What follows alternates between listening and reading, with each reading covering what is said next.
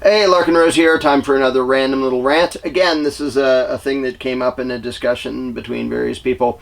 The question of like, well, how do you live free in a statist world, and at what point are you being a sellout and not really being an anarchist if you like use government money, or you have a driver's license, or you have a permit to carry a firearm, or you go along with various programs and obey various laws. Because there are some people who try to say, I'm not going along with any of it. I'm not going to have a driver's license. I'm not going to do this. I'm not going to do that. And I know some, and they're totally principled and brave, and mostly just inconvenience the hell out of themselves, because they'll get arrested over and over again, and they'll get beat up, and like it's totally principled and valiant and noble to do that and make the monsters show themselves for what they are. Like, I would never criticize that for like there's something bad about that. There's something dangerous about that, which most of the people who do that have already learned the hard way. I'm sure they knew it to begin with. But there's nothing actually wrong with it. However, there's also no obligation to do that. And that's a weird thing that some people do, is you're not a real anarchist unless you disobey everything. That doesn't actually make any sense. It's like saying, if a carjacker comes up to your window and is pointing a gun in your face and you're not armed, you're not really against carjacking unless you refuse and make him blow your head off. Like, no, that doesn't follow. You can give him your keys and step out and still be 100% opposed to carjacking, and also opposed to dying at that moment. So going along with thugs to, like, I have a driver's license and I have a carry permit for a firearm, and I have those so that fascists don't harass me as much and don't rob me as much. It's a defensive measure. It doesn't mean I'm less of an anarchist. Like, I oppose all that crap. I go along with it the same way I would go along with the mafia if they were too hard to resist or evade. Same way I would go along with some other violent thug if I wasn't in a position to resist or avoid them.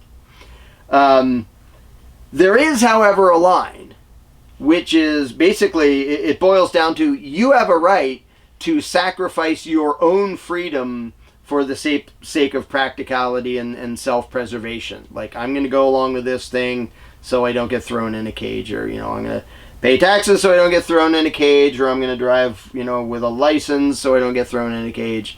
You have the right to sacrifice your own freedom for the sake of self-preservation and avoiding trouble. Obviously, it's kind of sad if you have to do that, and hooray for the people who don't, and just say, nope, I'm not even going to do that, I'm going to resist to the bitter end. Like, good for you, but you don't have an obligation to. You don't have an obligation to be a martyr. However, you do not have the right to sacrifice the freedom of other people to make your life easier.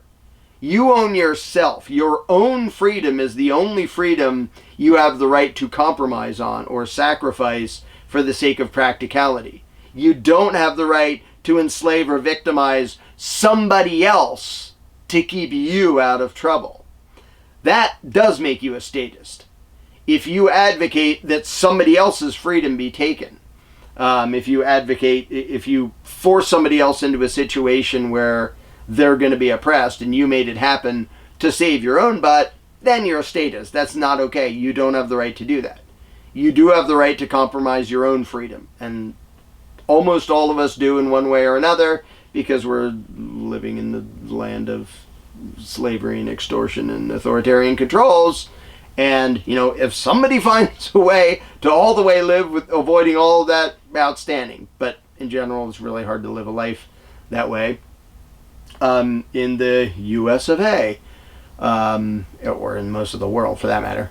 Although, in lots of places of the world, the government tentacles aren't so invasive that it's as difficult as it is here. But, so that's basically the punchlines, which is, you have the right to compromise and give in when it comes to your own freedom for the sake of making your own life easier. And you have to decide where to draw that line. How much crap you're going to put up with, and at what point you're saying, yeah, this I'm not going to put up with. This is where I disobey and resist. And everybody has to decide where to draw the line. Somebody might decide, I have no line. They can do whatever they want with me and I'll keep complying so they're never mean to me.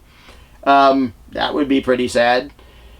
But it's also, if you go in the other direction, say I'm never doing anything that they tell me to do, just on principle, yeah, that's perfectly principled, but it's really damn tough to live that way. And a lot of people have learned that, like, if your goal is to live as freely as possible, it's actually compromising on a bunch of those stuff on a practical level lets you live more freely. Like, I don't get arrested every 5 seconds because when I drive with the stupid, card that says my holy political masters tell me I'm allowed to drive on their holy roads. And I have another stupid little card that says I'm allowed to carry a concealed firearm in Pennsylvania and a bunch of other states. So that, in one sense, allows me to be more free. Obviously, if I was all the way free, I wouldn't need a friggin' piece of paper saying I had their permission to do anything of the sort. So if the goal is to live as freely as possible, because you can't, the way to do that is actually not to disobey actually all the authoritarian stuff and not do anything they say, because often you'll get thrown in a cage, then you're less free. You have the right to do that. You have the right to disobey and resist to whatever level you want. But as far as how free can you live, it's a compromise between, all right, how much of this am I going to resist and how much am I going to put up with, because it'll be a pain in the butt for me if I try to resist it. And that's why, to me, the practical thing of how much you resist or not, I don't bother telling people what to do or not to do. I know some people who all the way say, I'm not going along with any, I'm not getting a permit for anything, I'm not getting a license for anything, I'm not paying any taxes, I'm not going along with any of it. And good for you. That's tough. Most of us don't want to do that. It's really damn dangerous. And then I have people who admit, I'm just all the way a wuss and I pay everything and I do everything and I'm totally a law-abiding taxpayer and it's sort of pathetic, but I'm out there spreading the word. That's the part I care about. The out there spreading the word. Because what you do or don't get away with today or this week or this year is not the determining factor in, what's going to happen to the human society or this particular empire or anything like that.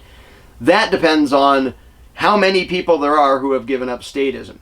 And that turns around and affects the practical level.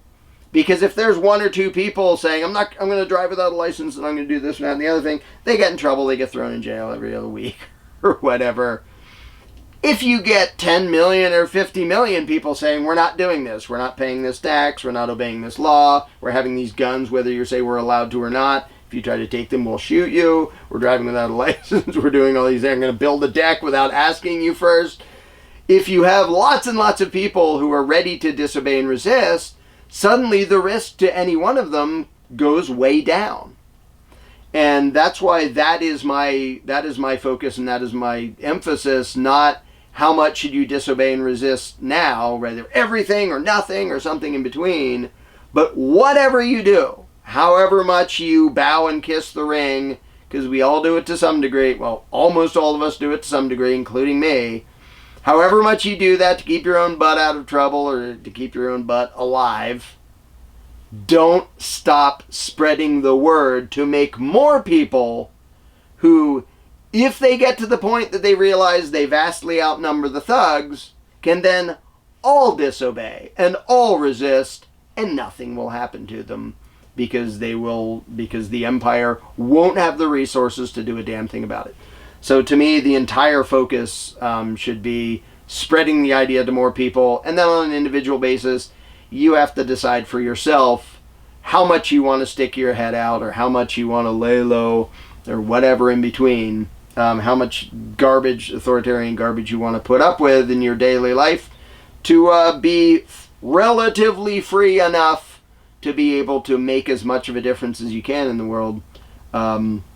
While we battle the superstition of authoritarianism, because again, the problem is that belief. It's not the current empire, it's not the current crooks, it's not the current cops. Those are all symptoms, those are all effects of the problem. The problem is the belief in the heads of the people that there is actually such a thing as political authority and the right to rule. When that belief goes away, there won't be anything to resist and disobey anymore. It just evaporates. In the meantime, you decide how much you're going to put up with. You decide when you're going to resist, at what point, if ever. And good luck with that. The more you can avoid being robbed and controlled and all that by a bunch of political parasites, the better. But never stop telling the truth.